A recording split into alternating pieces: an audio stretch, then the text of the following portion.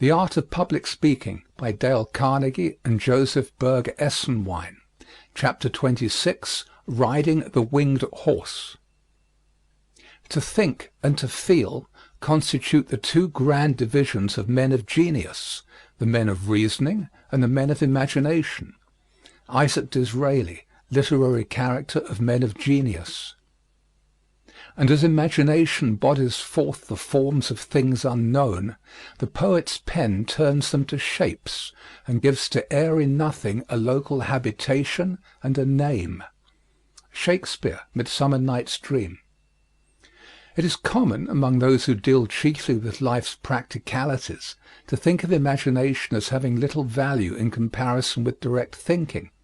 They smile with tolerance when Emerson says that science does not know its debt to the imagination, for these are the words of a speculative essayist, a philosopher, a poet. But when Napoleon, the indomitable welder of empires, declares that the human race is governed by its imagination, the authoritative word commands their respect.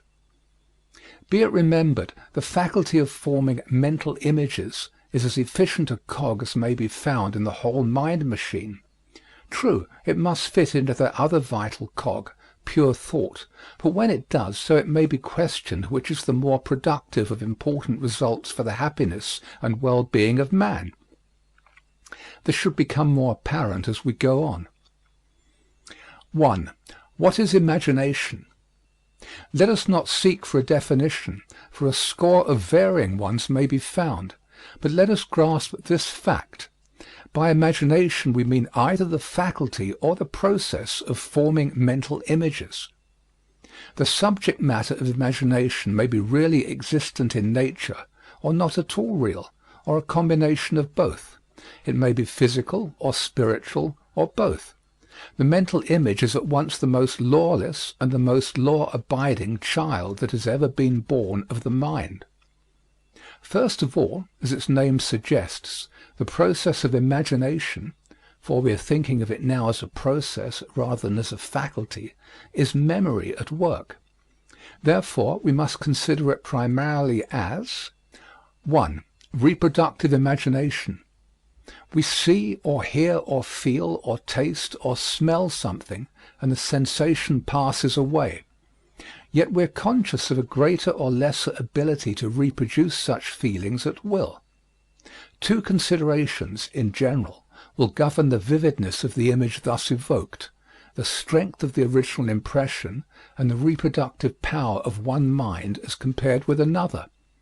Yet every normal person will be able to evoke images with some degree of clearness. The fact that not all minds possess this imaging faculty in anything like equal measure will have an important bearing on the public speaker's study of this question. No man who does not feel at least some poetic impulses is likely to aspire seriously to be a poet. Yet many whose imaging faculties are so dormant as to seem actually dead do aspire to be public speakers. To all such we say most earnestly, awaken your image-making gift, for even in the most coldly logical discourse it is sure to prove of great service. It is important that you find out at once just how full and how trustworthy is your imagination, for it is capable of cultivation as well as of abuse. Francis Galton, footnote, Inquiries into Human Faculty. Francis Galton says, "The French appear to possess the visualizing faculty in a high degree. The peculiar ability they show in prearranging ceremonials and fêtes of all kinds, and their undoubted genius for tactics and strategy, show that they are able to foresee effects with unusual clearness.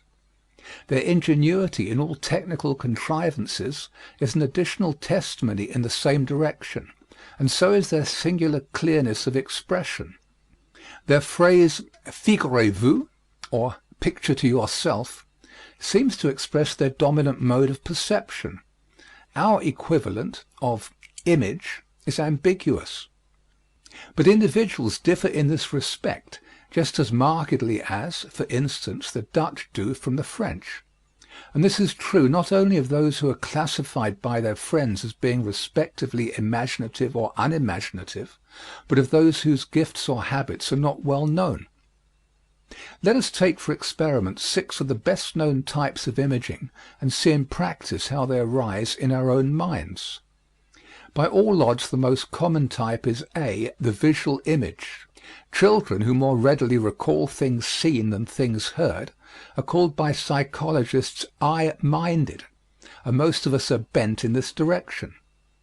Close your eyes now and recall, the word thus hyphenated is more suggestive, the scene around this morning's breakfast table.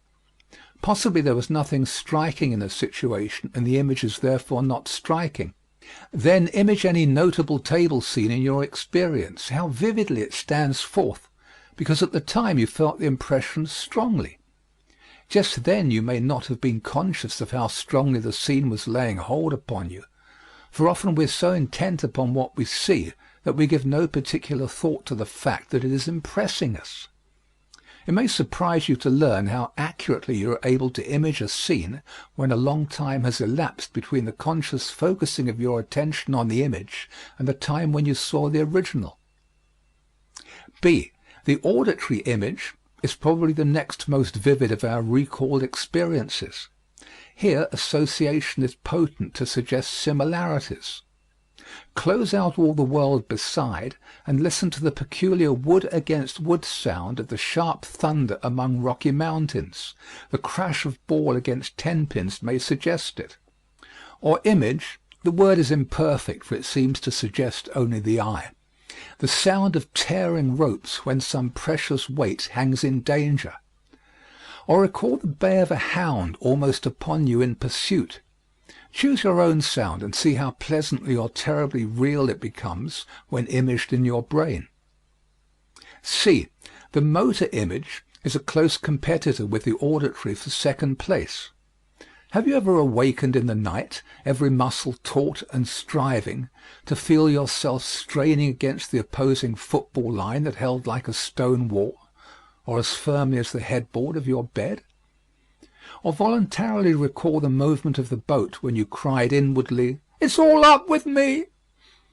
The perilous lurch of a train, the sudden sinking of an elevator, or the unexpected toppling of a rocking chair may serve as further experiments. D. The gustatory image is common enough, as the idea of eating lemons will testify. Sometimes the pleasurable recollection of a delightful dinner will cause the mouth to water years afterward, or the image of particularly atrocious medicine will wrinkle the nose long after it has made one day in boyhood wretched. D. The olfactory image is even more delicate. Some there are who are affected to illness by the memory of certain odors, while others experience the most delectable sensations by the rise of pleasing olfactory images. F. The tactile image, to name no others, is well nigh as potent. Do you shudder at the thought of velvet rubbed by short-nailed finger-tips? Or were you ever burned by touching an ice-cold stove? Or, happier memory, can you still feel the touch of a well-loved absent hand? Be it remembered that few of these images are present in our minds except in combination. The sight and sound of the crashing avalanche are one. So are the flash and report of the huntman's gun that came so near doing for us. Thus imaging, especially conscious reproductive imagination, will become a valuable part of our mental processes in proportion as we direct and control it. 2. Productive imagination.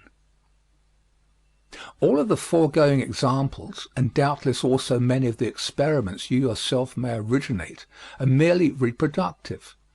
Pleasurable or horrific as these may be, they are far less important than the images evoked by the productive imagination, though that does not infer a separate faculty.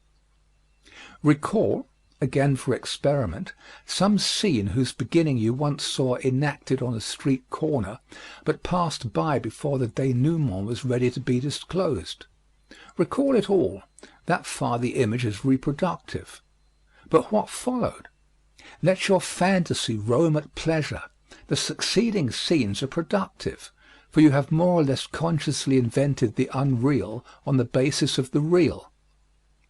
And just here the fictionist, the poet, and the public speaker will see the value of productive imagery. True, the feet of the idol you build are on the ground, but its head pierces the clouds. It is a son of both earth and heaven. One fact it is important to note here.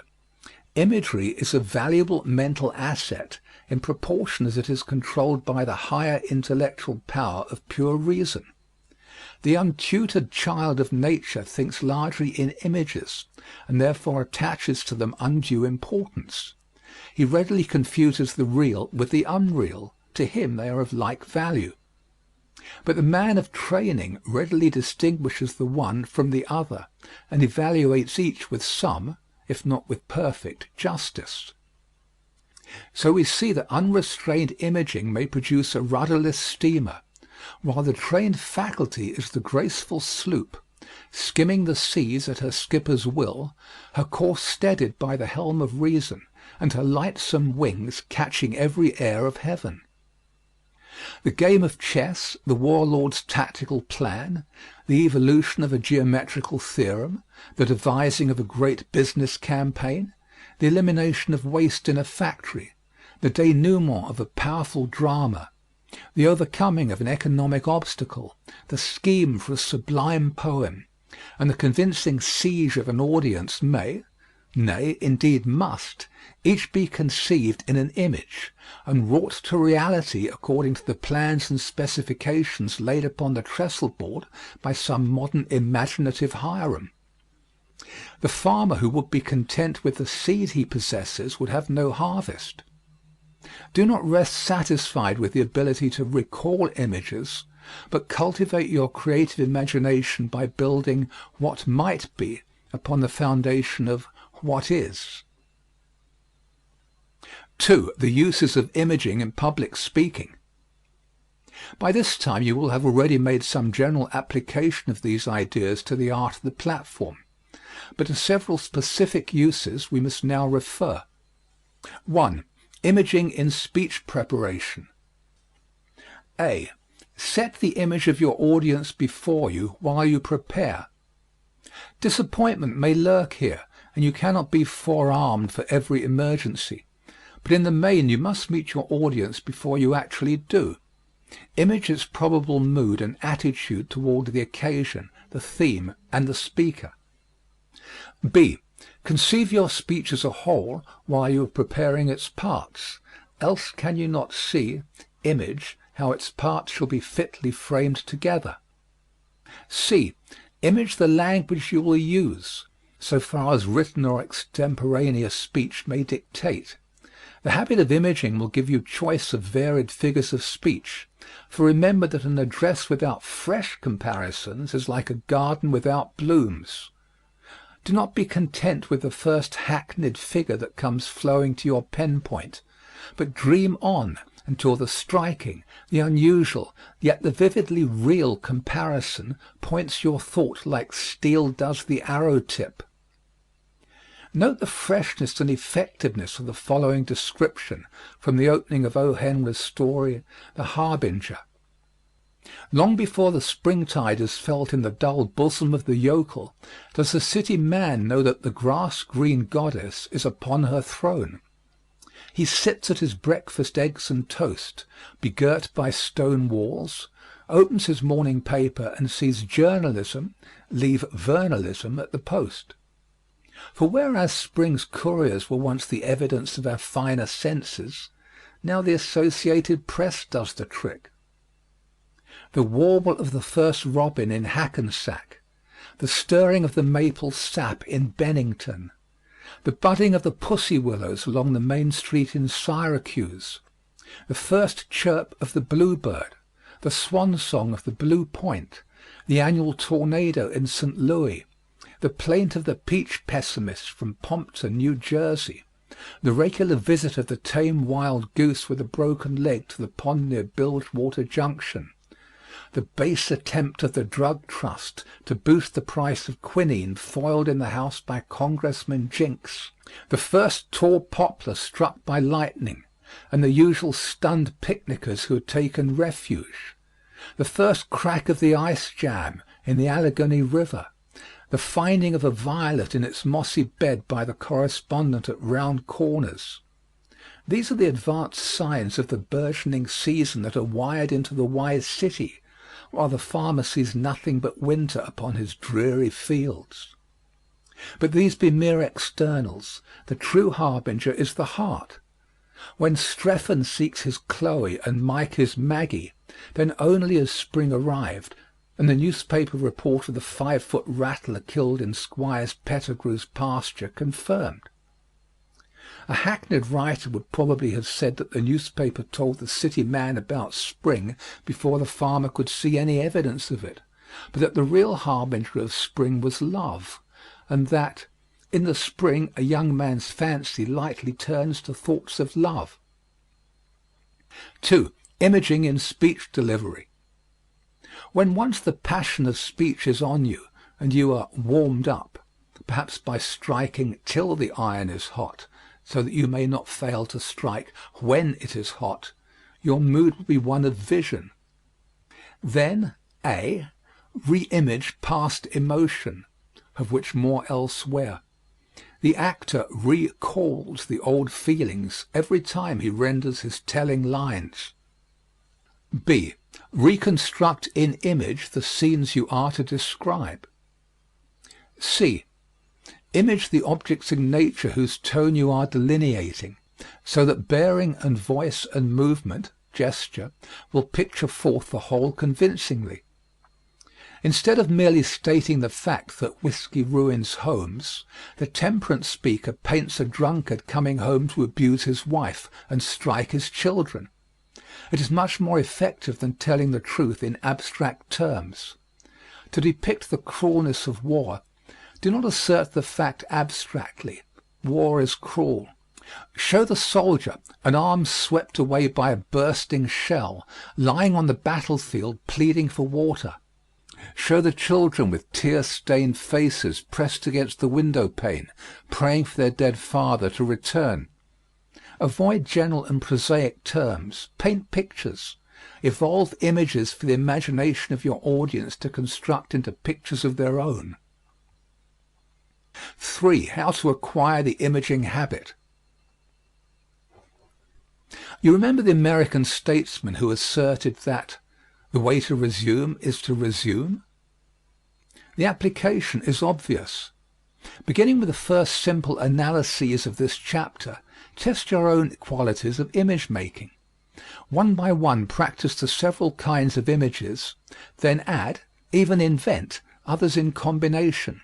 For many images come to us in complex form, like the combined noise and shoving and hot odor of a cheering crowd. After practicing on reproductive imaging, turn to the productive, beginning with the reproductive and adding productive features for the sake of cultivating invention. Frequently, allow your originating gifts full swing by weaving complete imaginary fabrics, sights, sounds, scenes, or the fine world of fantasy lies open to the journeyings of your winged steed. In like manner, train yourself in the use of figurative language. Learn first to distinguish and then to use its varied forms. When used with restraint, nothing can be more effective than the trope, but once let extravagance creep in by the window, and power will flee by the door. All in all, master your images. Let not them master you. Questions and exercises. 1. Give original examples of each kind of reproductive imagination. 2. Build 2 of these into imaginary incidents for platform use, using your productive or creative imagination. 3. Define A. Fantasy, B. Vision, C. Fantastic, D. Phantasmagoria, E. Transmogrify, F. Recollection. 4. What is a figure of speech? 5.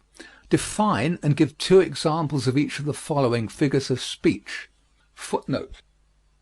Consult any good rhetoric. An unabridged dictionary will also be of help.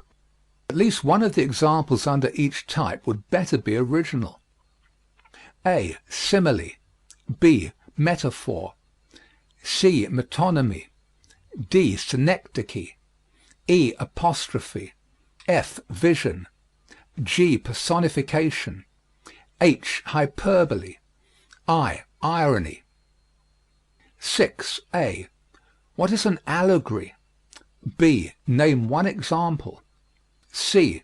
How could a short allegory be used as part of a public address? 7. Write a short fable. Footnote. For a full discussion of the form, see The Art of Story Writing by J. Berg Essenwein and Mary D. Chambers. 7. Write a short fable for use in a speech. Follow either the ancient form, Aesop, or the modern, George Ade, Josephine Dodge Daskam. 8. What do you understand by the historical present? Illustrate how it may be used, only occasionally, in a public address. 9. Recall some disturbance on the street. A. Describe it as you would on the platform. B. Imagine what preceded the disturbance. C. Imagine what followed it. D. Connect the whole in a terse, dramatic narration for the platform, and deliver it with careful attention to all that you have learned of the public speaker's art. 10. Do the same with other incidents you have seen or heard of or read of in the newspapers. Note: it is hoped that this exercise will be varied and expanded until the student has gained considerable mastery of imaginative narration. See chapter on narration. 11. Experiments have proved that the majority of people think most vividly in terms of visual images. However, some think more readily in terms of auditory and motor images. It is a good plan to mix all kinds of images in the course of your address, for you will doubtless have all kinds of hearers. This plan will serve to give variety and strengthen your effects by appealing to the several senses of each hearer, as well as interesting many different auditors. For exercise, A. Give several original examples of compound images, and B. Construct brief descriptions of the scenes imagined. For example, the falling of a bridge in process of building. 12. Read the following observantly. The strikers suffered bitter poverty last winter in New York. Last winter, a woman visiting the east side of New York City saw another woman coming out of a tenement house wringing her hands. Upon inquiry, the visitor found that a child had fainted in one of the apartments. She entered and saw the child ill and in rags, while the father, a striker, was too poor to provide medical help. A physician was called and said the child had fainted from lack of food. The only food in the house was dried fish. The visitor provided groceries for the family and ordered the milkman to leave milk for them daily. A month later she returned. The father of the family knelt down before her and, calling her an angel, said that she had saved their lives, for the milk she had provided was all the food they had had. In the 2 preceding paragraphs we have substantially the same story, told twice. In the first paragraph we have a fact stated in general terms. In the second we have an outline picture of a specific happening. Now expand this outline into a dramatic recital, drawing freely upon your imagination. End of section 26. The Art of Public Speaking by Dale Carnegie and Joseph Berg Eisenwein. Chapter 27. Growing a Vocabulary. Quote, "Boys flying kites haul in their white-winged birds. You can't do that way when you're flying words. Careful with fire is good advice we know, careful with words is 10 times doubly so. Thoughts unexpressed may sometimes fall back dead, but God himself can't kill them when they're said. Unquote. Will Carleton, The First Settler's Story. The term vocabulary has a special as well as a general meaning. True, all vocabularies are grounded in the everyday words of the language, out of which grow the special vocabularies, but each such specialized group possesses a number of words of peculiar value for its own objects. These words may be used in other vocabularies also, but the fact that they are suited to a unique order of expression marks them as of special value to a particular craft or calling. In this respect the public speaker differs not at all from the poet, the novelist, the scientist, the traveler. He must add to his everyday stock words of value for the public presentation of thought.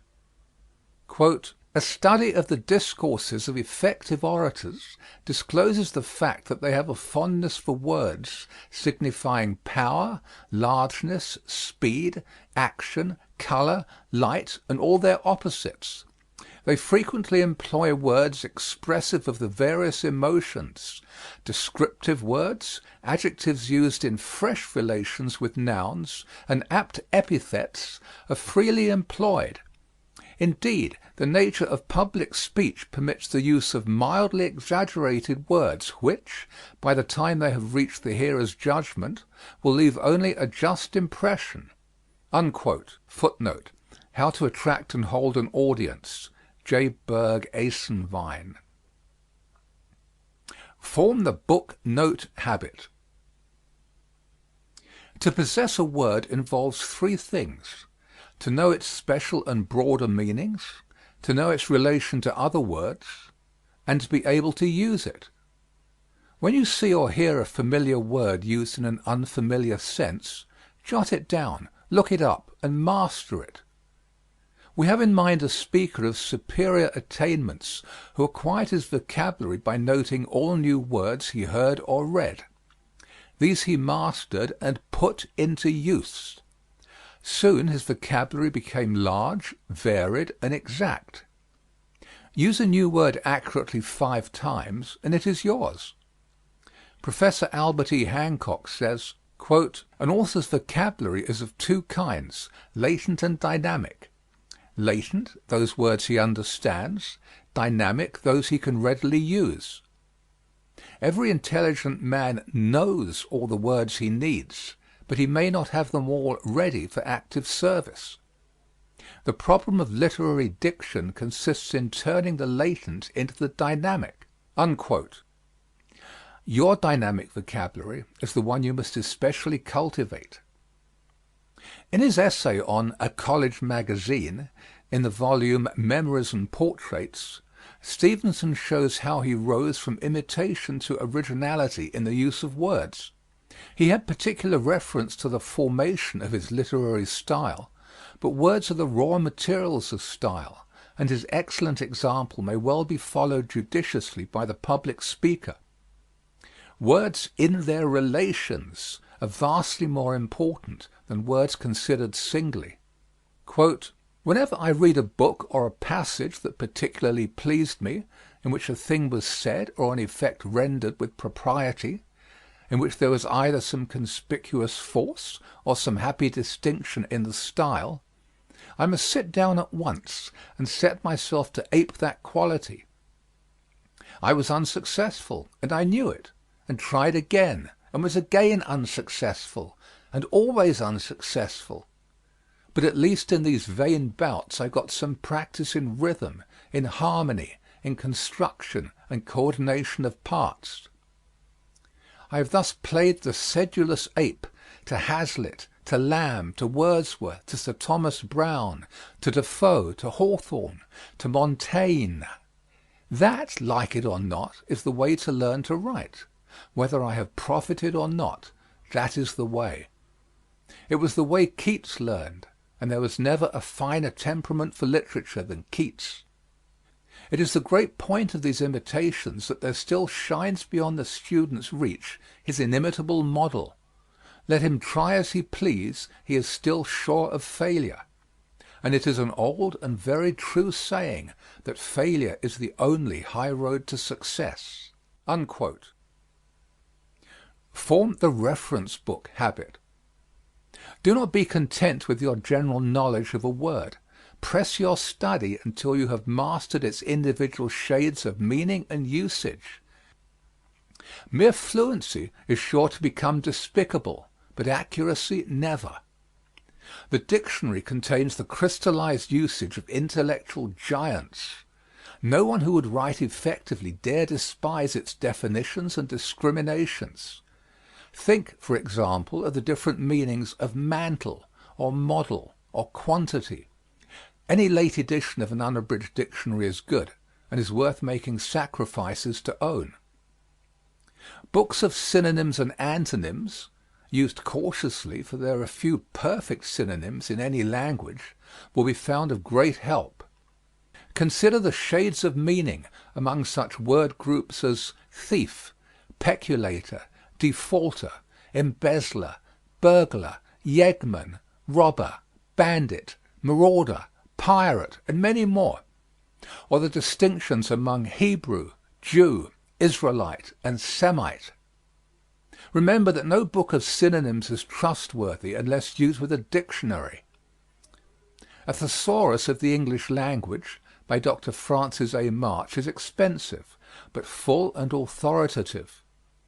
Of smaller books of synonyms and antonyms there are plenty.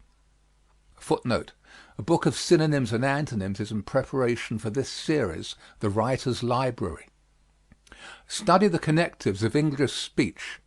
Fernald's book on this title is a mine of gems. Unsuspected pitfalls lie in the loose use of and, or, for, while, and a score of tricky little connectives. Word derivations are rich in suggestiveness. Our English owes so much to foreign tongues, and has changed so much with the centuries, that whole addresses may grow out of a single root idea hidden away in an ancient word origin. Translation, also, is excellent exercise in word mastery, and consorts well with the study of derivations. Phrase books that show the origins of familiar expressions will surprise most of us by showing how carelessly everyday speech is used. Brewer's A Dictionary of Phrase and Fable, Edwards' Word, Facts, and Phrases, and Thornton's An American Glossary are all good, the last an expensive work in 3 volumes. A prefix or a suffix may essentially change the force of the stem, as in masterful and masterly, contemptible and contemptuous, envious and enviable. Thus, to study words in groups, according to their stems, prefixes, and suffixes, is to gain a mastery over their shades of meaning, and introduce us to other related words. Do not favor one set or kind of words more than another. 60 years and more ago, Lord Brougham, addressing the students of the University of Glasgow, laid down the rule that the native Anglo-Saxon part of our vocabulary was to be favored at the expense of that other part, which has come from the Latin and Greek. The rule was an impossible one, and Lord Brougham himself never tried seriously to observe it. Nor, in truth, has any great writer made the attempt. Not only is our language highly composite, but the component words have, in De Quincey's phrase, happily coalesced.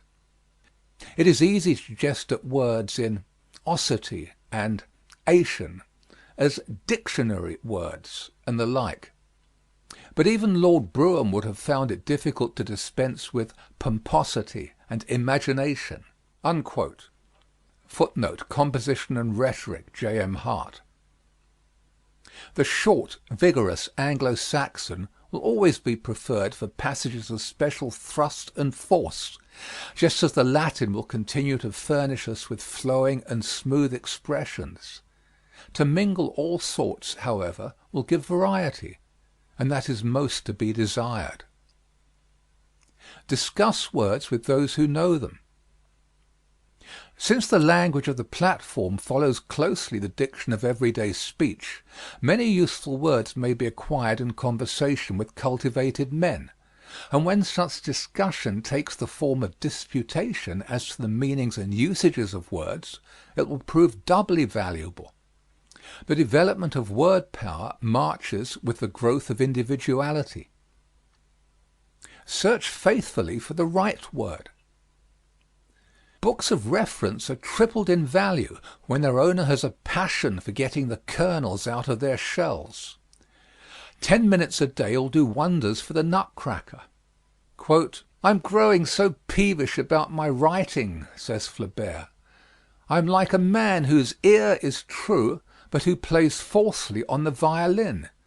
His fingers refuse to reproduce precisely those sounds of which he has the inward sense. Then the tears come rolling down from the poor scraper's eyes, and the bow falls from his hand." Unquote. The same brilliant Frenchman sent this sound advice to his pupil, Guy de Maupassant. "Whatever may be the thing which one wishes to say, there is but one word for expressing it, only one verb to animate it, only one adjective to qualify it. It is essential to search for this word, for this verb, for this adjective, until they are discovered, and to be satisfied with nothing else." Unquote. Walter Savage Landor once wrote, "I hate false words, and seek with care, difficulty, and moroseness those that fit the thing." Unquote. So did Sentimental Tommy, as related by James M. Barrie in his novel bearing his hero's name as a title. No wonder T. Sandys became an author and a lion. Tommy, with another lad, is writing an essay on "A Day in Church," in competition for a university scholarship. He gets on finely until he pauses for lack of a word. For nearly an hour he searches for this elusive thing, until suddenly he is told that the allotted time is up, and he is lost. Barrie may tell the rest. "Essay! It was no more an essay than a twig is a tree, for the gowk had stuck in the middle of his second page. Yes, stuck is the right expression, as his chagrined teacher had to admit when the boy was cross-examined. He had not been up to some of his tricks, he had stuck, and his explanations, as you will admit, merely emphasized his incapacity. He had brought himself to public scorn for lack of a word." "What word?" they asked testily. But even now he could not tell. He had wanted a Scotch word that would signify how many people were in church, and it was on the tip of his tongue, but would come no farther. Puckle was nearly the word, but it did not mean so many people as he meant. The hour had gone by just like winking. He had forgotten all about time while searching his mind for the word.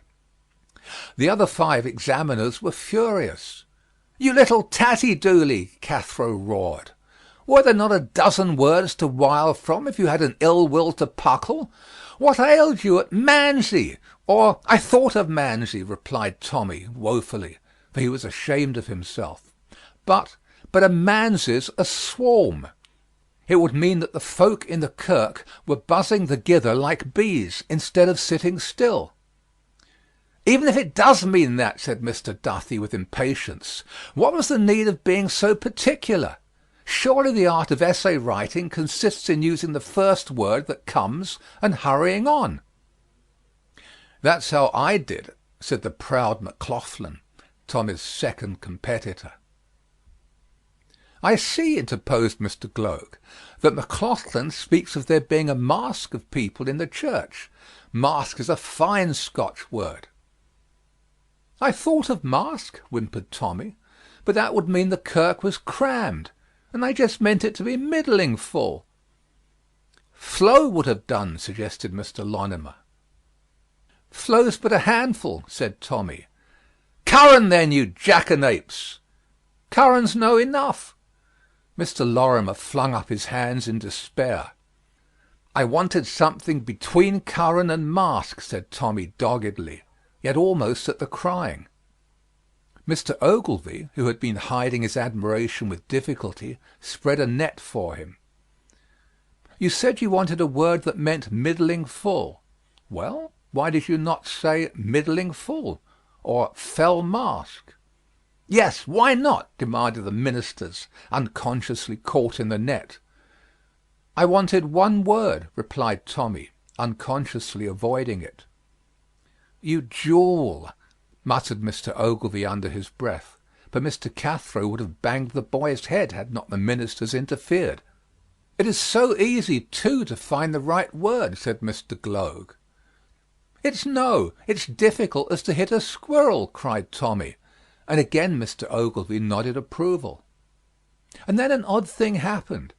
As they were preparing to leave the school, Cathro having previously run Tommy out by the neck, the door opened a little, and there appeared in the aperture the face of Tommy, tear-stained but excited. "I ken the word now," he cried. "It came to me at once. It is hantle." Mr. Ogilvy said in an ecstasy to himself, "He had to think of it till he got it, and he got it. The laddie is a genius." Unquote. Questions and exercises. 1. What is the derivation of the word vocabulary?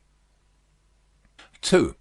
Briefly discuss any complete speech given in this volume with reference to A. Exactness, B. Variety, and C. Charm in the use of words. 3. Give original examples of the kinds of word studies referred to on pages 337 and 338. 4. Deliver a short talk on any subject, using at least 5 words which have not been previously in your dynamic vocabulary. 5. Make a list of the unfamiliar words found in any address you may select. 6.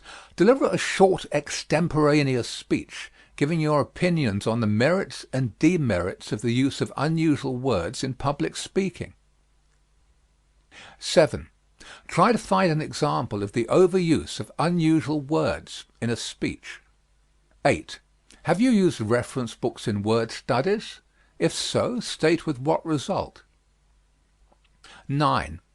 Find as many synonyms and antonyms as possible for each of the following words: excess, rare, severe, beautiful, clear, happy, difference, care, skillful, involve, enmity, profit, absurd, evident, faint, friendly, harmony, hatred, honest, inherent. End of section 27. The Art of Public Speaking by Dale Carnegie and Joseph Berg Essenwein. Chapter 28, Memory Training. Quote, "Lulled in the countless chambers of the brain, our thoughts are linked by many a hidden chain. Awake but one, and lo, what myriads rise! Each stamps its image as the other flies. Hail, memory, hail! In thy exhaustless mine, from age to age unnumbered treasures shine. Thought and her shadowy brood thy call obey, and place and time are subject to thy sway." Unquote. Samuel Rogers, Pleasures of Memory. Many an orator, like Thackeray, has made the best part of his speech to himself on the way home from the lecture hall. Presence of mind, it remained for Mark Twain to observe, is greatly promoted by absence of body. A hole in the memory is no less a common complaint than a distressing one. Henry Ward Beecher was able to deliver one of the world's greatest addresses at Liverpool because of his excellent memory. In speaking of the occasion, Mr. Beecher said that all the events, arguments, and appeals that he had ever heard or read or written seemed to pass before his mind as oratorical weapons. And standing there he had but to reach forth his hand and, quote, "seize the weapons as they went smoking by." Unquote. Ben Jonson could repeat all he had written. Scaliger memorized the Iliad in 3 weeks. Locke says, quote, Without memory, man is a perpetual infant. Unquote. Quintilian and Aristotle regarded it as a measure of genius. Now all this is very good. We all agree that a reliable memory is an invaluable possession for the speaker. We never dissent for a moment when we are solemnly told that his memory should be a storehouse from which at pleasure he can draw facts, fancies, and illustrations. But can the memory be trained to act as the warder for all the truths that we have gained from thinking, reading, and experience? And if so, how? Let us see. 20 years ago, a poor immigrant boy employed as a dishwasher in New York wandered into the Cooper Union and began to read a copy of Henry George's Progress and Poverty. His passion for knowledge was awakened, and he became a habitual reader. But he found that he was not able to remember what he read, so he began to train his naturally poor memory until he became the world's greatest memory expert. This man was the late Mr. Felix Berol. Mr. Berol could tell the population of any town in the world of more than 5,000 inhabitants. He could recall the names of 40 strangers who had just been introduced to him, and was able to tell which had been presented 3rd, 8th, 17th, or in any order. He knew the date of every important event in history, and could not only recall an endless array of facts, but could correlate them perfectly. To what extent Mr. Berol's remarkable memory was natural and required only attention for its development seems impossible to determine with exactness, but the evidence clearly indicates that, however useless were many of his memory feats, a highly retentive memory was developed where before only a good forgettery existed. The freak memory is not worth striving for, but a good working memory decidedly is. Your power as a speaker will depend to a large extent upon your ability to retain impressions and call them forth when occasion demands. And that sort of memory is like muscle. It responds to training. Heading: What not to do. It is sheer misdirected effort to begin to memorize by learning words by rote, for that is beginning to build a pyramid at the apex. For years our schools were cursed by this vicious system. Vicious not only because it is inefficient, but for the more important reason that it hurts the mind. True, some minds are natively endowed with a wonderful facility in remembering strings of words, facts, and figures, but such are rarely good reasoning minds. The normal person must belabor and force the memory to acquire in this artificial way. Again, it is hurtful to force the memory in hours of physical weakness or mental weariness. Health is the basis of the best mental action, and the operation of memory is no exception. Finally, do not become a slave to a system. Knowledge of a few simple facts of mind and memory will set you to work at the right end of the operation. Use these principles, whether included in a system or not, but do not bind yourself to a method that tends to lay more stress on the way to remember than on the development of memory itself. It is nothing short of ridiculous to memorize 10 words in order to remember one fact. Heading: The natural laws of memory. Concentrated attention at the time when you wish to store the mind is the first step in memorizing, and the most important one by far. You forgot the 4th of the list of articles your wife asked you to bring home, chiefly because you allowed your attention to waver for an instant when she was telling you. Attention may not be concentrated attention. When a siphon is charged with gas, it is sufficiently filled with the carbonic acid vapor to make its influence felt. A mind charged with an idea is charged to a degree sufficient to hold it. Too much charging will make the siphon burst. Too much attention to trifles leads to insanity. Adequate attention, then, is the fundamental secret of remembering. Generally, we do not give a fact adequate attention when it does not seem important. Almost everyone has seen how the seeds in an apple point, and has memorized the date of Washington's death. Most of us have, perhaps wisely, forgotten both. The little nick in the bark of a tree is healed over and obliterated in a season, but the gashes in the trees around Gettysburg are still apparent after 50 years. Impressions that are gathered lightly are soon obliterated. Only deep impressions can be recalled at will. Henry Ward Beecher said, quote, "One intense hour will do more than dreamy years." Unquote. To memorize ideas and words, concentrate on them until they are fixed firmly and deeply in your mind, and accord to them their true importance. Listen with the mind, and you will remember.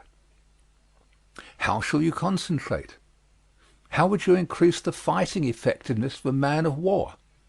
One vital way would be to increase the size and number of its guns. To strengthen your memory, increase both the number and the force of your mental impressions by attending to them intensely. Loose skimming reading and drifting habits of reading destroy memory power.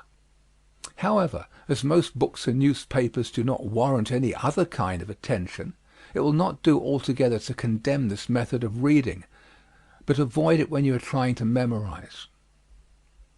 Environment has a strong influence upon concentration until you have learned to be alone in a crowd and undisturbed by clamor. When you set out to memorize a fact or a speech, you may find the task easier away from all sounds and moving objects. All impressions foreign to the one you desire to fix in your mind must be eliminated. The next great step in memorizing is to pick out the essentials of the subject, arrange them in order, and dwell upon them intently. Think clearly of each essential, one after the other. Thinking a thing, not allowing the mind to wander to non-essentials, is really memorizing. Association of ideas is universally recognized as an essential in memory work. Indeed, whole systems of memory training have been founded on this principle. Many speakers memorize only the outlines of their addresses, filling in the words at the moment of speaking. Some have found it helpful to remember an outline by associating the different points with objects in the room. Speaking on peace, you may wish to dwell on the cost, the cruelty, and the failure of war, and so lead to the justice of arbitration. Before going on the platform, if you will associate 4 divisions of your outline with 4 objects in the room, this association may help you to recall them. You may be prone to forget your 3rd point, but you remember that once when you were speaking, the electric lights failed. So arbitrarily, the electric light globe will help you to remember failure. Such associations, being unique, tend to stick in the mind. While recently speaking on the 6 kinds of imagination, the present writer formed them into an acrostic. Visual, auditory, motor, gustatory, olfactory, and tactile furnished the nonsense word vamgut, but the 6 points were easily remembered. In the same way that children are taught to remember the spelling of teasing words, separate comes from separ, and as an automobile driver remembers that 2 C's and then 2 H's lead him into Castor Road, Cotman Street, Haynes Street, and Henry Street, so important points in your address may be fixed in mind by arbitrary symbols invented by yourself. The very work of devising the scheme is a memory action. The psychological process is simple. It is one of noting intently the steps by which a fact, or a truth, or even a word has come to you. Take advantage of this tendency of the mind to remember by association. Repetition is a powerful aid to memory. Thurlow Weed, the journalist and political leader, was troubled because he so easily forgot the names of persons he met from day to day. He corrected the weakness, relates Professor William James, by forming the habit of attending carefully to names he had heard during the day and then repeating them to his wife every evening. Doubtless Mrs. Weed was heroically long-suffering, but the device worked admirably. After reading a passage you would remember, Close the book, reflect, and repeat the contents, aloud if possible. Reading thoughtfully aloud has been found by many to be a helpful memory practice. Write what you wish to remember. This is simply one more way of increasing the number and strength of your mental impressions by utilizing all your avenues of impression. It will help to fix a speech in your mind if you speak it aloud, listen to it, write it out, and look at it intently. You have then impressed it on your mind by means of vocal, auditory, muscular, and visual impressions. Some folk have peculiarly distinct auditory memories. They are able to recall things heard much better than things seen. Others have the visual memory. They are best able to recall sight impressions. As you recall a walk you have taken, are you able to remember better the sights or the sounds? Find out what kinds of impressions your memory retains best and use them the most. To fix an idea in mind, use every possible kind of impression. Daily habit is a great memory cultivator. Learn a lesson from the marathon runner. Regular exercise, though never so little daily, will strengthen your memory in a surprising manner. Try to describe in detail the dress, looks, and manner of the people you pass on the street. Observe the room you are in. Close your eyes and describe its contents. View closely the landscape and write out a detailed description of it. How much did you miss? Notice the contents of the show windows on the street. How many features are you able to recall? Continual practice in this feat may develop in you as remarkable proficiency as it did in Robert Houdin and his son. The daily memorizing of a beautiful passage in literature will not only lend strength to the memory, but will store the mind with gems for quotations. But whether by little or much, add daily to your memory power by practice. Memorize out of doors. The buoyancy of the wood, the shore, or the stormy night on deserted streets may freshen your mind as it does the minds of countless others. Lastly, cast out fear. Tell yourself that you can and will and do remember. By pure exercise of selfism, assert your mastery. Be obsessed with the fear of forgetting, and you cannot remember. Practice the reverse. Throw aside your manuscript crutches. You may tumble once or twice, but what matters that, for you are going to learn to walk and leap and run. Heading: Memorizing a speech. Now let us try to put into practice the foregoing suggestions. First, reread this chapter, noting the 9 ways by which memorizing may be helped. Then read over the following selection from Beecher, applying so many of the suggestions as are practicable. Get the spirit of the selection firmly in your mind. Make mental note of, write down if you must, the succession of ideas. Now memorize the thought. Then memorize the outline, the order in which the different ideas are expressed. Finally, memorize the exact wording. No, when you have done all this with the most faithful attention to directions, you will not find memorizing easy, unless you have previously trained your memory, or it is naturally retentive. Only by constant practice will memory become strong, and only by continually observing these same principles will it remain strong. You will, however, have made a beginning, and that is no mean matter. Quote, heading: The Reign of the Common People. I do not suppose that if you were to go and look upon the experiment of self-government in America, you would have a very high opinion of it. I have not either, if I just look upon the surface of things.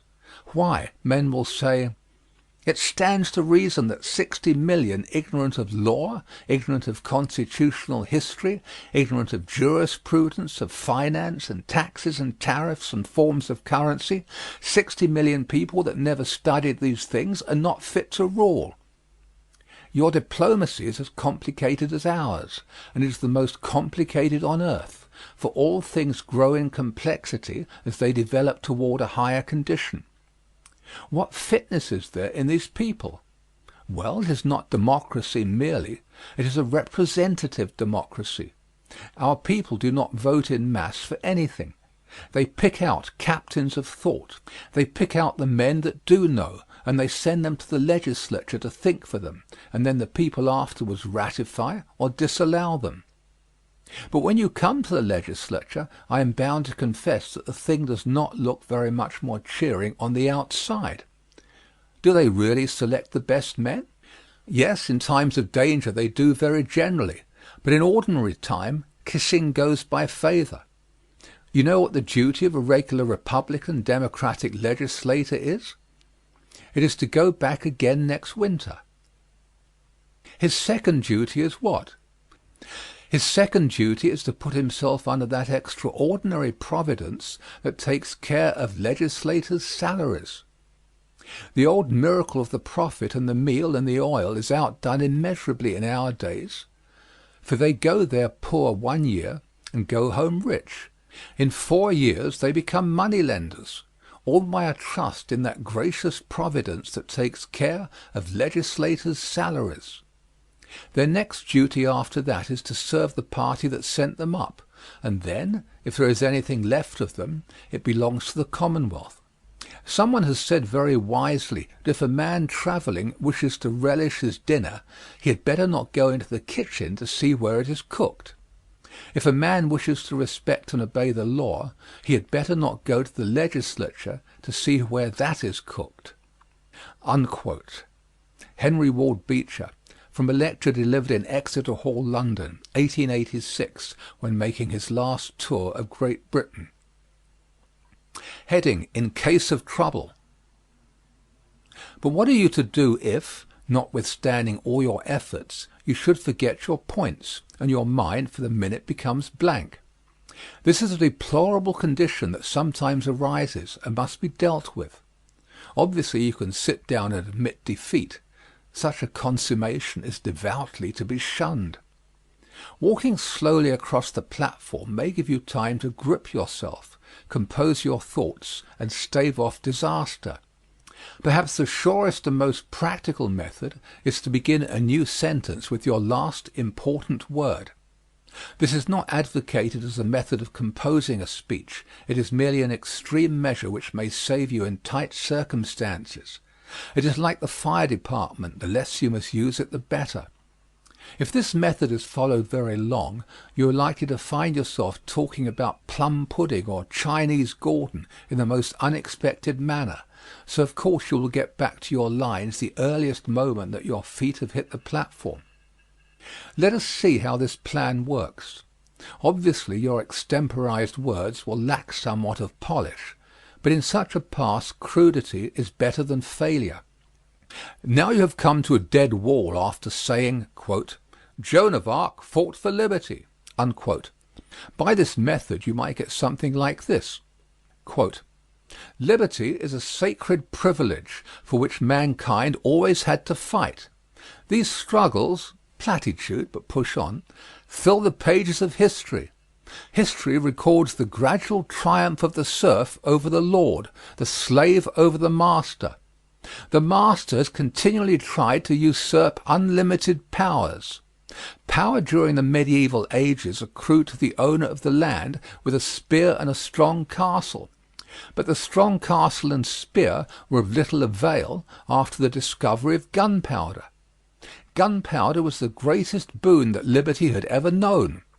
Unquote. Thus far you have linked one idea with another rather obviously, but you are getting your second wind now, and may venture to relax your grip on the too evident chain. And so you say, quote, "With gunpowder the humblest serf in all the land could put an end to the life of the tyrannical baron behind the castle walls. The struggle for liberty, with gunpowder as its aid, wrecked empires, and built up a new era for all mankind." Unquote. In a moment more you have gotten back to your outline and the day is saved.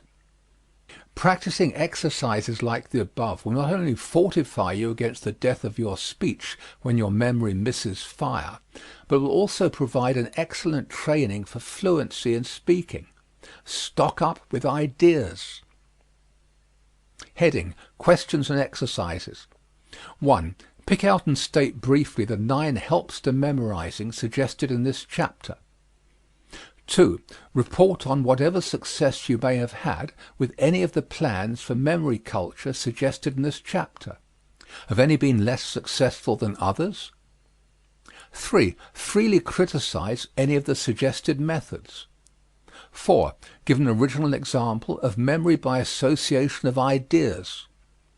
5. List in order the chief ideas of any speech in this volume. 6. Repeat them from memory. 7. Expand them into a speech using your own words. 8. Illustrate practically what you would do if in the middle of a speech on progress your memory failed you and you stopped suddenly on the following sentence. Quote, "The last century saw marvelous progress in varied lines of activity." Unquote. 9. How many quotations that fit well in the speaker's tool chest can you recall from memory? 10. Memorize the poem on page 42. How much time does it require? End of section 28. The Art of Public Speaking by Dale Carnegie and Joseph Berg Esenwein. Chapter 29, Right Thinking and Personality. Quote, "Whatever crushes individuality is despotism, by whatever name it may be called." Unquote. John Stuart Mill on Liberty. Quote, "Right thinking fits for complete living by developing the power to appreciate the beautiful in nature and art, power to think the true and to will the good, power to live the life of thought and faith and hope and love." Unquote. N.C. Schaeffer, Thinking and Learning to Think. The speaker's most valuable possession is personality, that indefinable, imponderable something which sums up what we are and makes us different from others, that distinctive force of self which operates appreciably on those whose lives we touch. It is personality alone that makes us long for higher things. Rob us of our sense of individual life with its gains and losses, its duties and joys, and we grovel. Quote, "Few human creatures," said John Stuart Mill, "would consent to be changed into any of the lower animals for a promise of the fullest allowance of a beast's pleasures. No intelligent human being would consent to be a fool. No instructed person would be an ignoramus. No person of feeling and conscience would be selfish and base, even though he should be persuaded that the fool, or the dunce, or the rascal is better satisfied with his lot than they with theirs. It is better to be a human being dissatisfied than a pig satisfied. Better to be a Socrates dissatisfied than a fool satisfied. And if the fool or the pig is of a different opinion, it is only because they know only their own side of the question. The other party to the comparison knows both sides." Unquote. Now, it is precisely because the Socrates type of person lives on the plan of right thinking and restrained feeling and willing that he prefers his state to that of the animal. All that a man is, all his happiness, his sorrow, his achievements, his failures, his magnetism, his weakness, all are in an amazingly large measure the direct results of his thinking. Thought and heart combine to produce right thinking. As a man thinketh in his heart, so is he. As he does not think in his heart, so he can never become. Since this is true, personality can be developed and its latent powers brought out by careful cultivation. We have long since ceased to believe that we are living in a realm of chance. So clear and exact are nature's laws that we forecast, scores of years in advance, the appearance of a certain comet and foretell to the minute an eclipse of the sun. And we understand this law of cause and effect in all our material realms. We do not plant potatoes and expect to pluck hyacinths. The law is universal. It applies to our mental powers, to morality, to personality, quite as much as to the heavenly bodies and the grain of the fields. Whatsoever a man soweth, that shall he also reap, and nothing else. Character has always been regarded as one of the chief factors of the speaker's power. Cato defined the orator as vir bonus dicendi peritus, a good man skilled in speaking. Phillips Brooks says, quote, "Nobody can truly stand as an utterer before the world, unless he be profoundly living and earnestly thinking." Unquote. Quote, "Character," says Emerson, "is a natural power, like light and heat, and all nature cooperates with it. The reason why we feel one man's presence and do not feel another's is as simple as gravity. Truth is the summit of being. Justice is the application of it to affairs. All individual natures stand in a scale, according to the purity of this element in them. The will of the pure runs down into other natures, as water runs down from the higher into a lower vessel. This natural force is no more to be withstood than any other natural force. Character is nature in the highest form." Unquote. It is absolutely impossible for impure, bestial, and selfish thoughts to blossom into loving and altruistic habits. Thistle seeds bring forth only the thistle. Contrariwise, it is entirely impossible for continual altruistic, sympathetic, and serviceful thoughts to bring forth a low and vicious character. Either thoughts or feelings precede and determine all our actions. Actions develop into habits, habits constitute character, and character determines destiny. Therefore, to guard our thoughts and control our feelings is to shape our destinies. The syllogism is complete, and old as it is still true. Since character is nature in the highest form, the development of character must proceed on natural lines. The garden left to itself will bring forth weeds and scrawny plants, but the flower beds nurtured carefully will blossom into fragrance and beauty. As the student entering college largely determines his vocation by choosing from the different courses of the curriculum, so do we choose our characters by choosing our thoughts. We are steadily going up toward that which we most wish for, or steadily sinking to the level of our low desires. What we secretly cherish in our hearts is a symbol of what we shall receive. Our trains of thoughts are hurrying us on to our destiny. When you see the flag fluttering to the south, you know the wind is coming from the north. When you see the straws and papers being carried to the northward, you realize the wind is blowing out of the south. It is just as easy to ascertain a man's thoughts by observing the tendency of his character. Let it not be suspected for one moment that all this is merely a preachment on the question of morals. It is that, but much more, for it touches the whole man, his imaginative nature, his ability to control his feelings, the mastery of his thinking faculties, and, perhaps most largely, his power to will and to carry his volitions into effective action. Right thinking constantly assumes that the will sits enthroned to execute the dictates of mind, conscience, and heart. Never tolerate for an instant the suggestion that your will is not absolutely efficient. The way to will is to will, and the very first time you are tempted to break a worthy resolution, and you will be, you may be certain of that, make your fight then and there.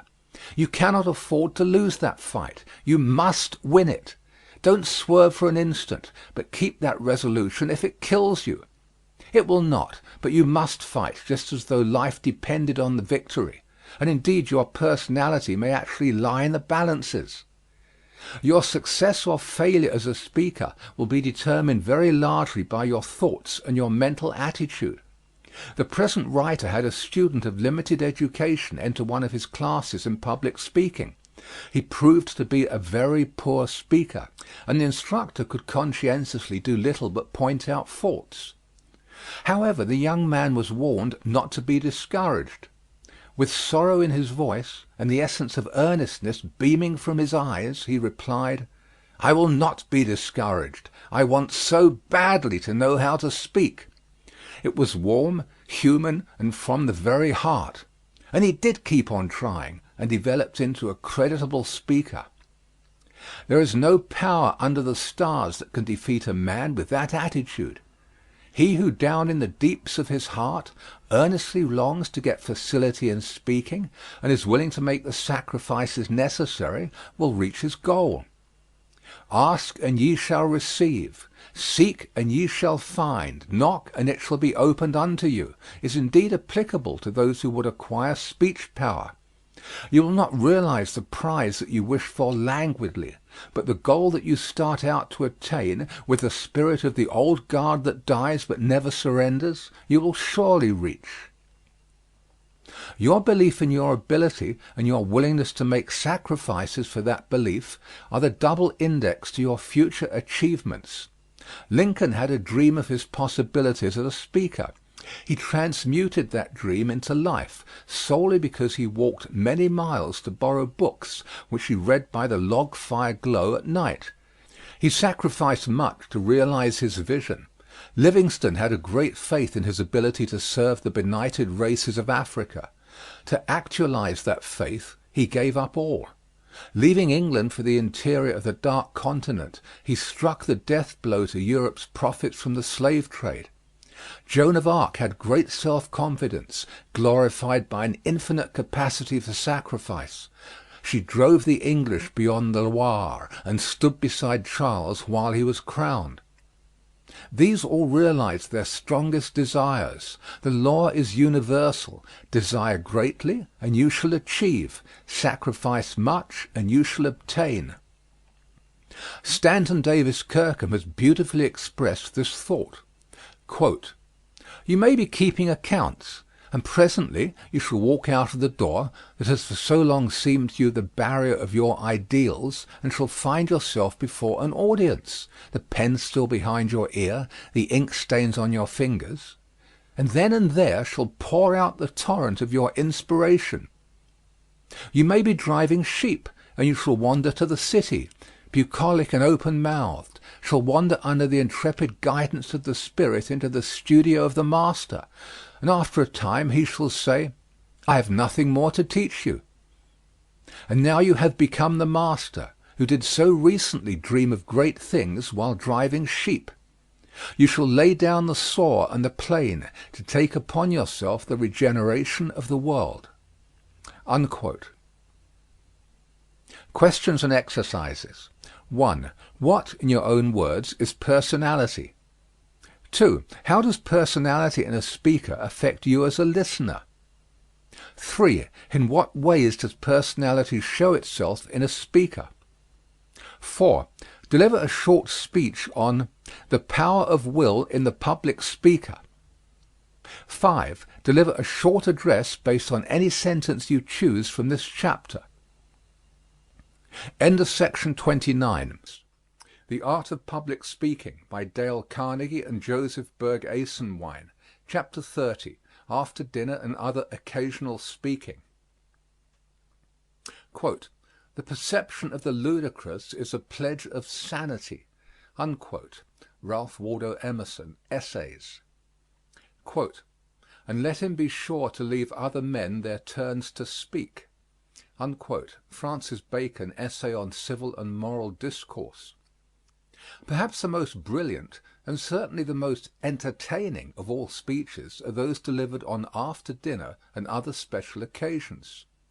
The air of well-fed content in the former, and of expectancy well primed in the latter, furnishes an audience which, though not readily won, is prepared for the best, while the speaker himself is pretty sure to have been chosen for his gifts of oratory.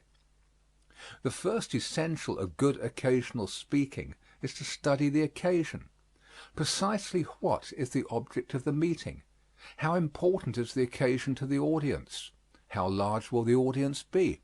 What sort of people are they? How large is the auditorium? Who selects the speaker's themes? Who else is to speak? What are they to speak about? Precisely how long am I to speak? Who speaks before I do, and who follows? If you want to hit the nail on the head, ask such questions as these. Footnote, see also page 205. No occasional address can succeed unless it fits the occasion to a T. Many prominent men have lost prestige because they were too careless, or too busy, or too self-confident to respect the occasion and the audience by learning the exact conditions under which they were to speak. Leaving too much to the moment is taking a long chance, and generally means a less effective speech, if not a failure. Suitability is the big thing in an occasional speech. When Mark Twain addressed the Army of the Tennessee in reunion at Chicago in 1877, he responded to the toast, "The Babies." Two things in that after-dinner speech are remarkable: the bright introduction, by which he subtly claimed the interest of all, and the humorous use of military terms throughout. Quote, "Mr. Chairman and gentlemen, the babies. Now that's something like. We haven't all had the good fortune to be ladies, we have not all been generals, or poets, or statesmen, but when the toast works down to the babies we stand on common ground, for we've all been babies. It is a shame that for 1,000 years the world's banquets have utterly ignored the baby, as if he didn't amount to anything. If you, gentlemen, will stop and think a minute, if you will go back 50 or 100 years to your early married life and recontemplate your first baby, you will remember that he amounted to a good deal, and even something over." Unquote. Quote, "As a vessel is known by the sound, whether it be cracked or not," said Demosthenes, "so men are proved by their speeches, whether they be wise or foolish." Unquote. Surely the occasional address furnishes a severe test of a speaker's wisdom. To be trivial on a serious occasion, to be funereal at a banquet, to be long-winded ever, these are the marks of nonsense.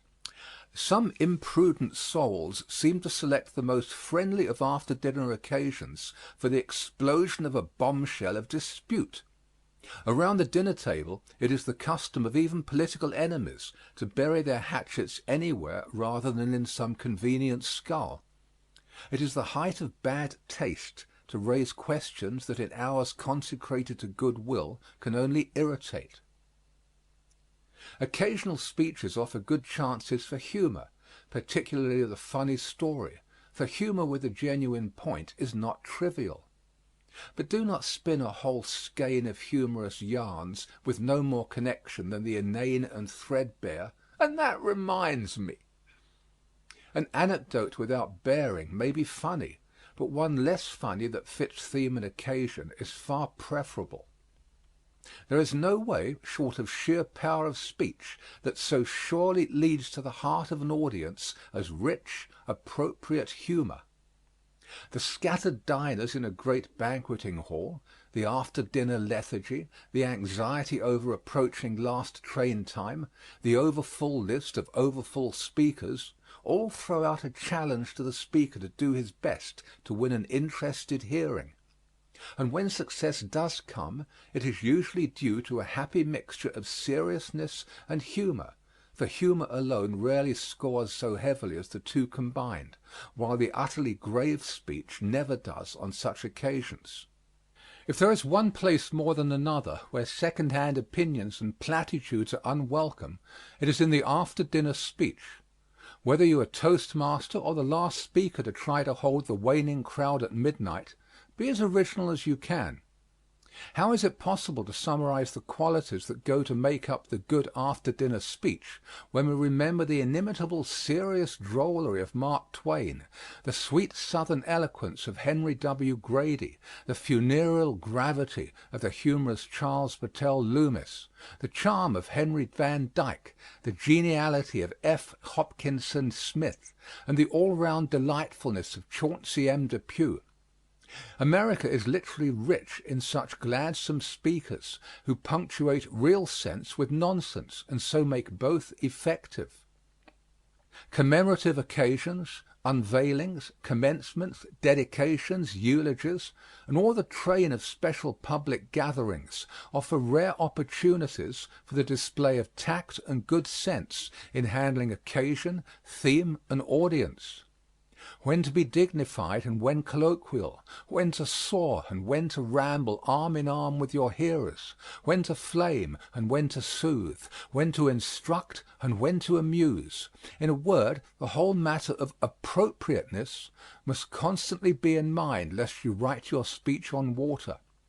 Finally, remember the beatitude, "Blessed is the man that maketh short speeches, for he shall be invited to speak again." Heading: Selections for Study. Title: Last Days of the Confederacy. Extract: Quote, "The Rapidan suggests another scene to which allusion has often been made since the war, but which, as illustrative also of the spirit of both armies, I may be permitted to recall in this connection.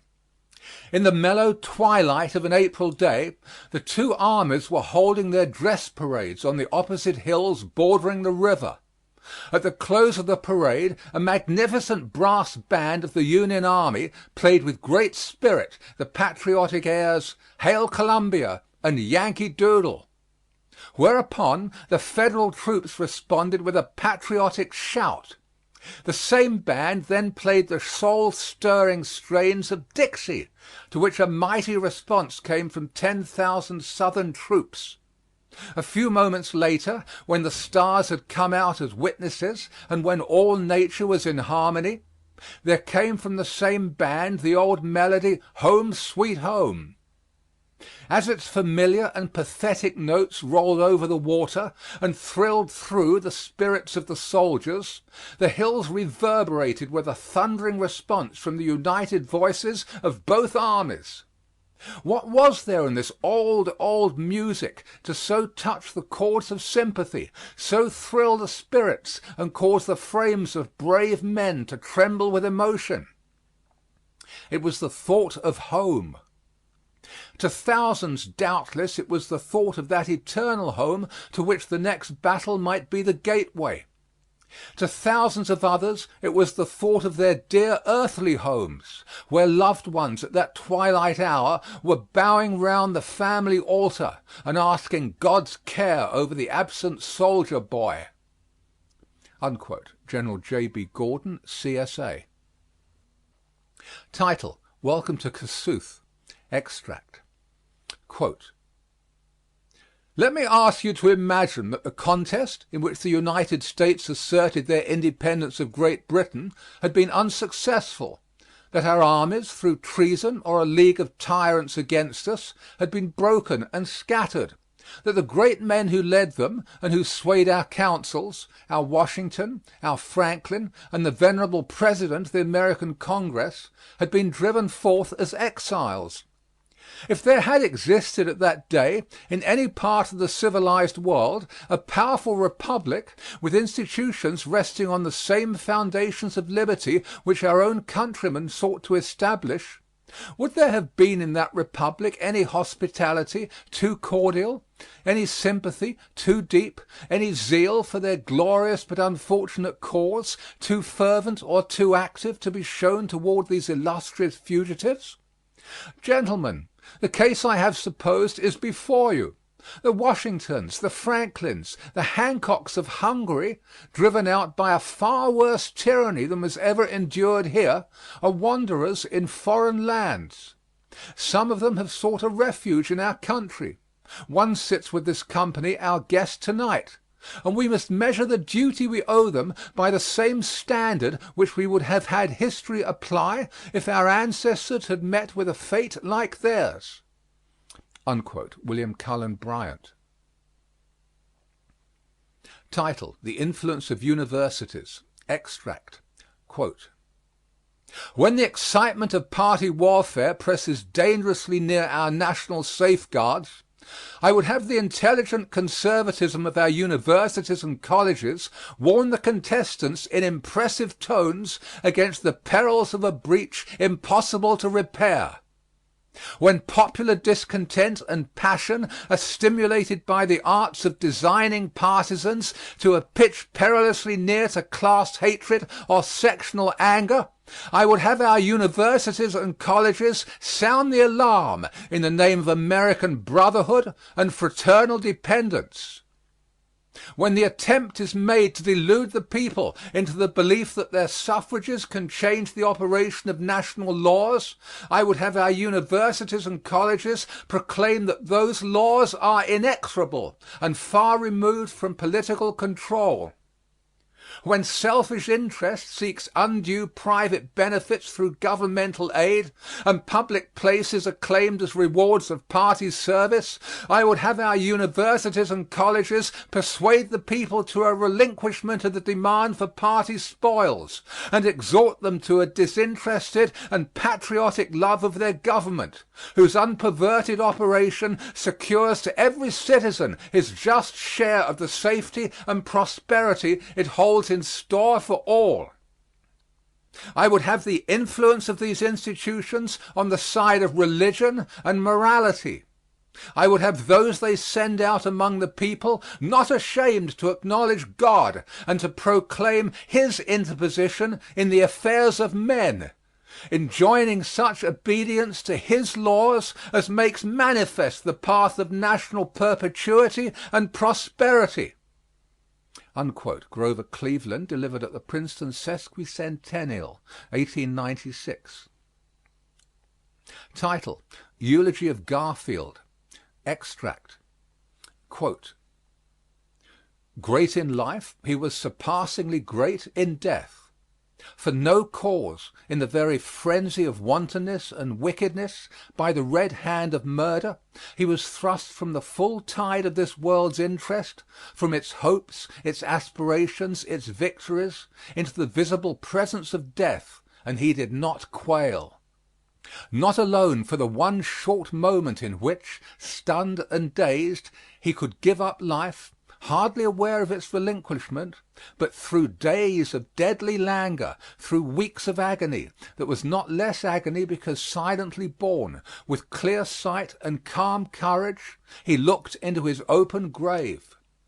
What blight and ruin met his anguished eyes, whose lips may tell what brilliant broken plans, what baffled high ambitions, what sundering of strong, warm manhood's friendships, what bitter rending of sweet household ties. Behind him a proud, expectant nation, a great host of sustaining friends, a cherished and happy mother, wearing the full, rich honors of her early toil and tears, the wife of his youth, whose whole life lay in his, the little boys not yet emerged from childhood's day of frolic, the fair young daughter, the sturdy sons just springing into closest companionship, claiming every day and every day rewarding a father's love and care.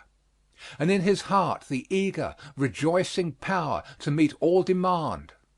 Before him desolation and great darkness, and his soul was not shaken. His countrymen were thrilled with instant, profound, and universal sympathy. Masterful in his mortal weakness, he became the center of a nation's love, enshrined in the prayers of a world. But all the love and all the sympathy could not share with him his suffering. He trod the winepress alone. With unfaltering front, he faced death. With unfailing tenderness, he took leave of life. Above the demoniac hiss of the assassin's bullet, he heard the voice of God. With simple resignation, he bowed to the divine decree. James G. Blaine, delivered at the memorial service held by the U.S. Senate and House of Representatives. Title: Eulogy of Lee. Extract. At the bottom of all true heroism is unselfishness. Its crowning expression is sacrifice. The world is suspicious of vaunted heroes, but when the true hero has come, and we know that here he is in verity, how the hearts of men leap forth to greet him! How worshipfully we welcome God's noblest work, the strong, honest, fearless, upright man. In Robert Lee was such a hero vouchsafed to us and to mankind, and whether we behold him declining command of the Federal army to fight the battles and share the miseries of his own people, proclaiming on the heights in front of Gettysburg that the fault of the disaster was his own, leading charges in the crisis of combat, walking under the yoke of conquest without a murmur of complaint, or refusing fortune to come here and train the youth of his country in the paths of duty, he is ever the same meek, grand, self-sacrificing spirit. Here he exhibited qualities not less worthy and heroic than those displayed on the broad and open theater of conflict, when the eyes of nations watched his every action. Here, in the calm repose of civil and domestic duties, and in the trying routine of incessant tasks, he lived a life as high as when, day by day, he marshaled and led his thin and wasting lines, and slept by night upon the field that was to be drenched again in blood upon the morrow. And now he has vanished from us forever. And is this all that is left of him, this handful of dust beneath the marble stone? No, the ages answer as they rise from the gulfs of time, where lie the wrecks of kingdoms and estates, holding up in their hands as their only trophies the names of those who have wrought for man in the love and fear of God and in love, unfearing for their fellow men. No, the present answers, bending by his tomb. No, the future answers as the breath of the morning fans its radiant brow, and its soul drinks in sweet inspirations from the lovely life of Lee. No, methinks the very heavens echo, as melt into their depths the words of reverent love that voice the hearts of men to the tingling stars. Come we then today in loyal love to sanctify our memories, to purify our hopes, to make strong all good intent by communion with the spirit of him who, being dead, yet speaketh. Come, child, in thy spotless innocence. Come, woman, in thy purity. Come, youth, in thy prime. Come, manhood, in thy strength. Come, age, in thy ripe wisdom. Come, citizen, come, soldier, let us strew the roses and lilies of June around his tomb, for he, like them, exhaled in his life nature's beneficence, and the grave has consecrated that life and given it to us all. Let us crown his tomb with the oak, the emblem of his strength, and, with the laurel, the emblem of his glory.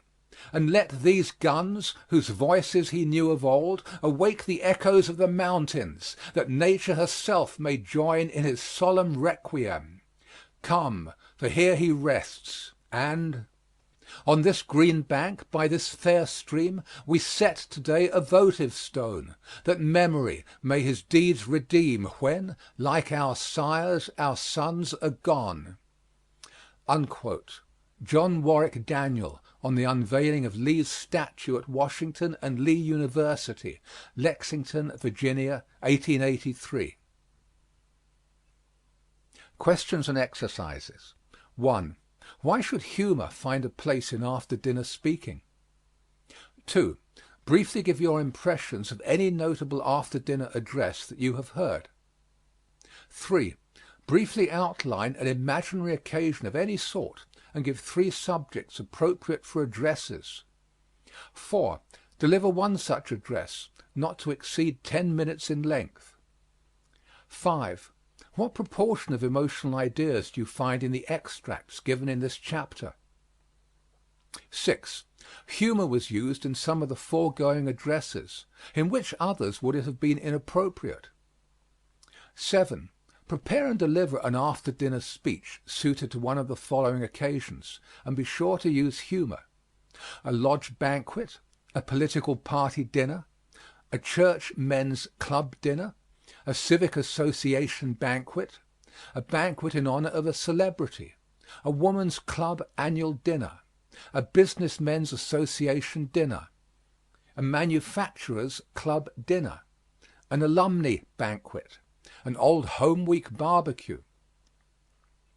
End of section 30.